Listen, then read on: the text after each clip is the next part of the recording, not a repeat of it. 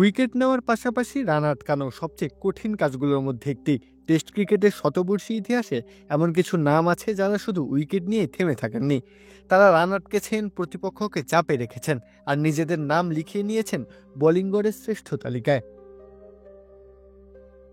English বোলিংয়ের প্রাচীন ইতিহাসের উজ্জ্বল নাম ফ্রেড ট্রুম্যান।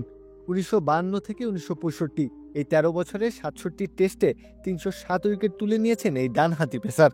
গড় ছিল 21.57, ইকোনমি মাত্র 2.61।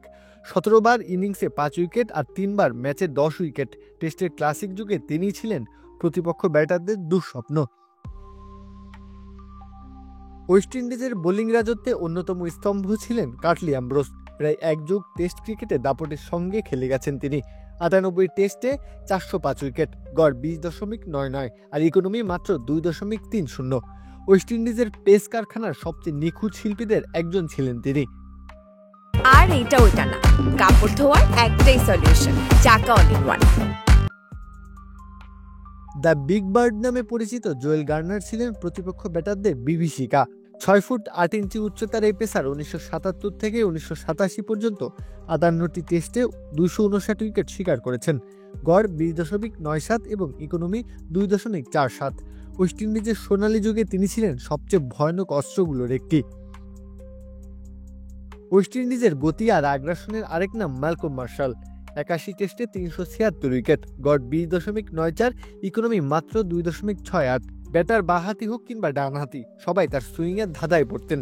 দুর্দান্ত reverse swing, short ball, full length সবই ছিল মার্শালের অস্ত্র ভাণ্ডারে। ক্যারিয়ারে 22 বার ইনিংসে 5 উইকেট আর 4 বার ম্যাচে 10 উইকেট তার ঝুলিতে আছে। তবে সব কিংবদন্তিকে ছাপিয়ে উঠে এসেছে এক ভারতীয় নাম, জাসপ্রীত বুমরাহ। মাত্র 7 বছরের ক্যারিয়ারে 46 টেস্টে 210 উইকেট, গড় মাত্র 19.33, ইকোনমি 2.77। এমন গড় এর আগে কেউ রাখতে পারেননি 200 বা তার বেশি উইকেট নেওয়ার পর। বুমরাহর ইয়র্কার, ইনসুইং, সিম আপ ডেলিভারি সবকিছুই ব্যাটারের জন্য বিভ্রান্তি। পরিসংখ্যান বলছে তিনি শুধু ভারতেরই নয়, টেস্ট ইতিহাসের অন্যতম সেরা পেসার হয়ে উঠেছেন ইতিমধ্যেই। প্রত্যাহ কাব্য, খেলা 71।